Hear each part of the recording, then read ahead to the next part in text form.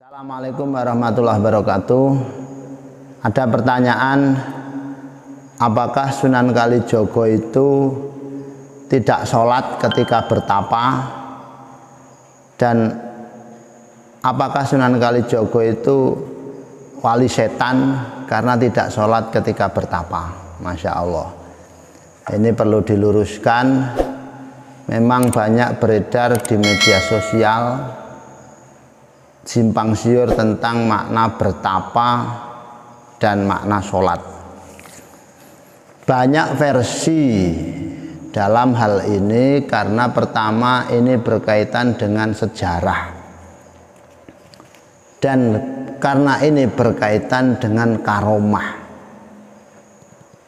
Pertama, mudah-mudahan nanti bisa sempurna, walaupun tidak sempurna minimal bisa maksimal.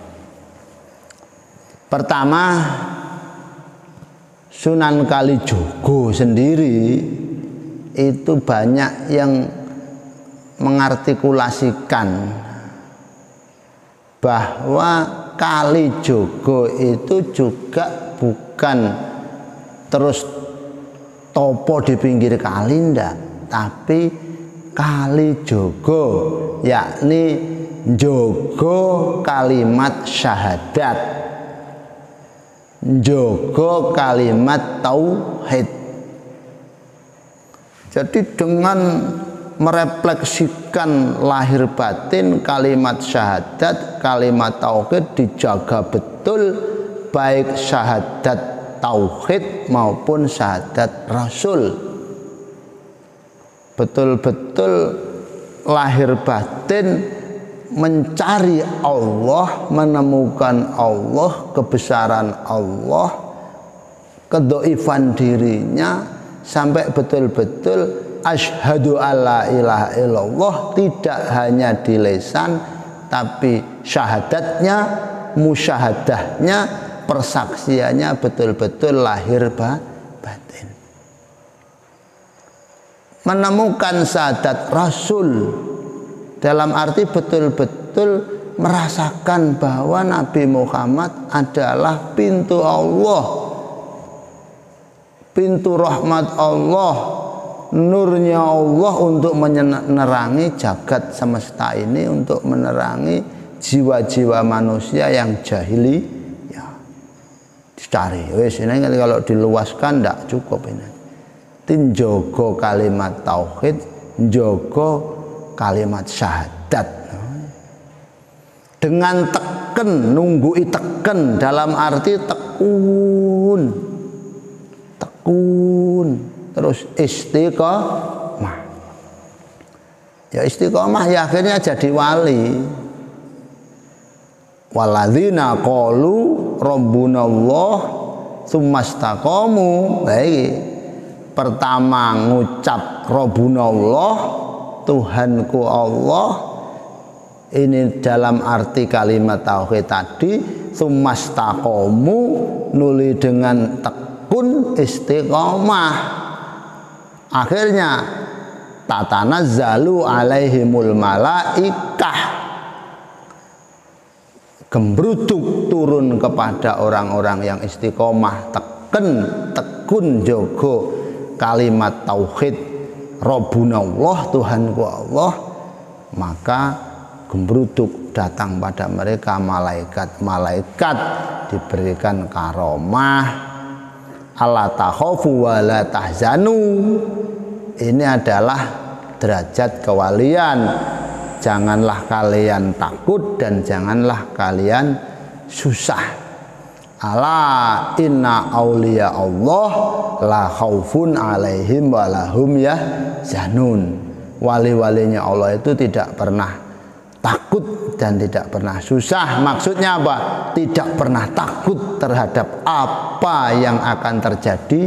Jangankan 2 tahun kemudian, nanti saja tidak pernah takut. Dan tidak pernah mensusai apa yang telah terjadi. Jangankan yang dulu, kemarin tidak susah. Ibnul Waqti, yang penting saya hari ini teken jogo kalimat tauhid bersama Allah. Dari Gusdur kelawan Allah kang Maha Suci kudu rangkulan rina lan wengi, yaitu tekun teken rangkulan dengan Allah dalam arti nyuwiji dengan Allah, taqarrub dengan Allah. Masya Allah. Kudu rangkulan rina lan wengi, zikir lan suluk jok nganti lali. Zikir suluk, zikir dan mencari, zikir dan mencari. Karena makrifat itu tidak bisa kamil, makrifat nang dunya itu tidak bisa sempurna. Terus orang rindu itu obatnya ketemu dengan yang dirindui, kecuali rindu pada Allah.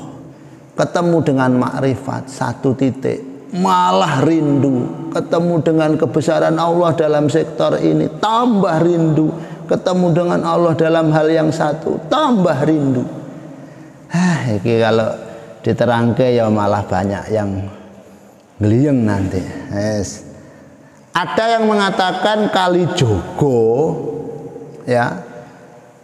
Kalijogo itu yang jogo kali dalam arti mengartikan hadis Rasulullah bahwasanya orang yang sholat 5 waktu, orang yang sholat 5 kali sehari itu laksana orang yang di luar rumahnya, depan rumahnya ada sungai besar yang mana dia mandi 5 kali sehari, maka bersihlah dia lahir batin. Nah, jadi ya malah jogo kali itu yang jogo sholat itu sendiri dengan tekun teken, karena dimaksudkan adalah sholat itu sendiri, karena sholat laksana sungai besar yang ketika kita melaksanakan dengan tekun teken istiqomah maka akan bersih. Itu versi-versi takwilan. Jadi jogo kali tekun dengan dililit ular, dililit lumut. Apa lumut bahasa Indonesia nih?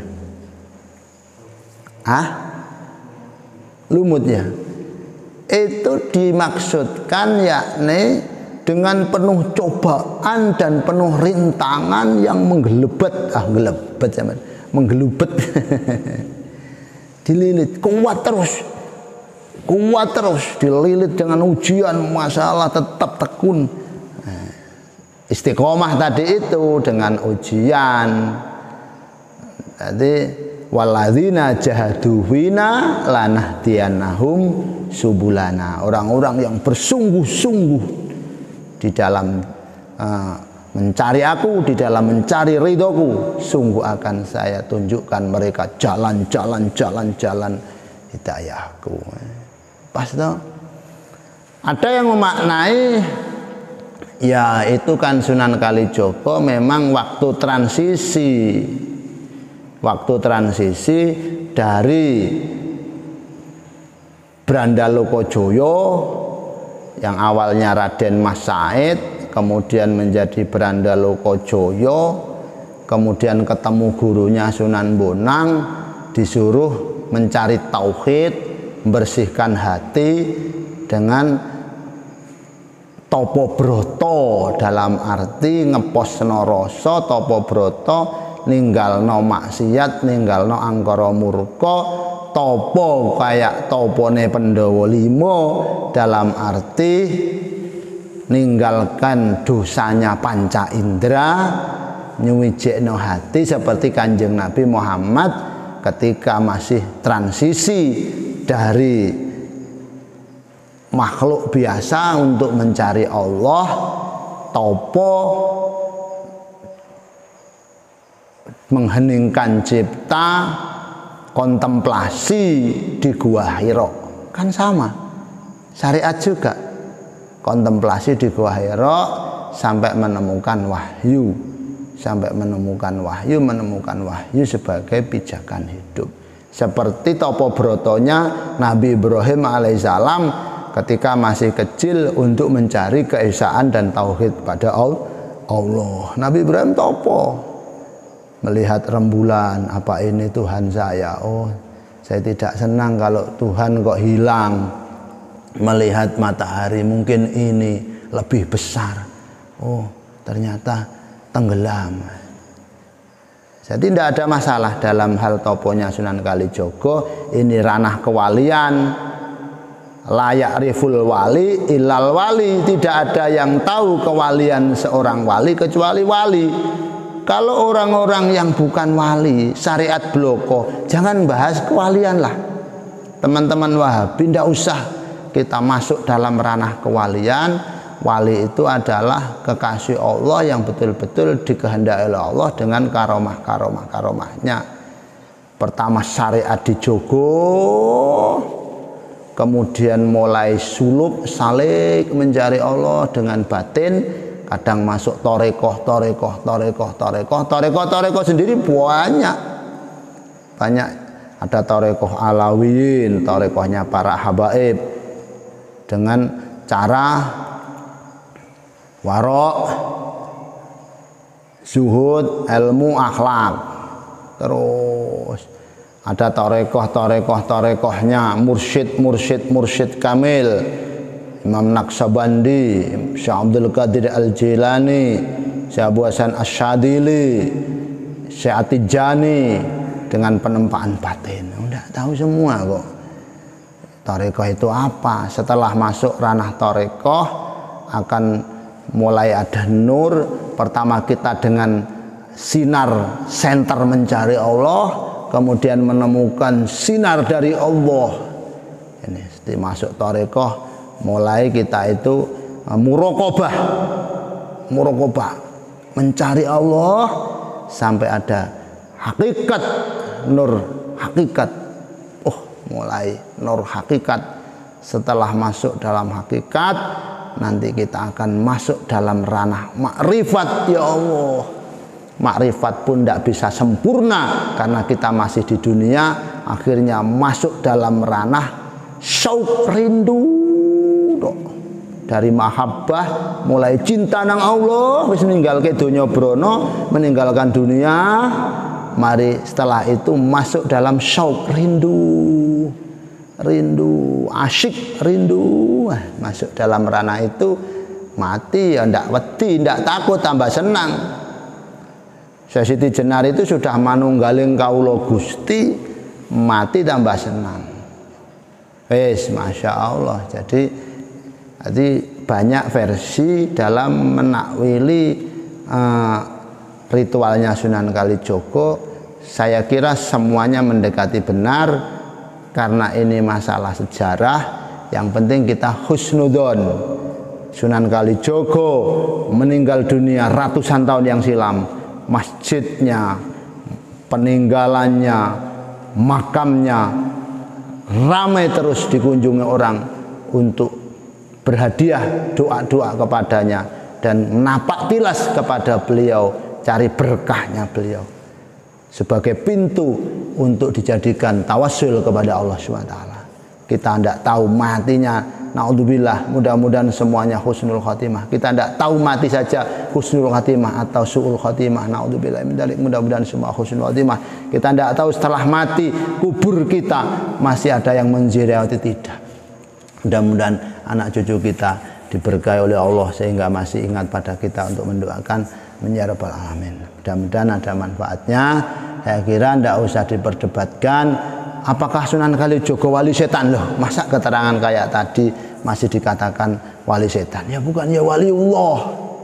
Waliullah. Loh, bagaimana sholatnya? Ya tadi ya sholat tambah tekun. Sholatnya ya seperti sholat manusia menurut satu versi. Menurut satu versi berarti dia adalah meninggalkan rogo, ngerogo sukmo langsung sama Allah terus. Ini sudah makom masjidub, makom jadab sehingga tidak bisa disyariati. Sekian, assalamualaikum warahmatullahi wabarakatuh.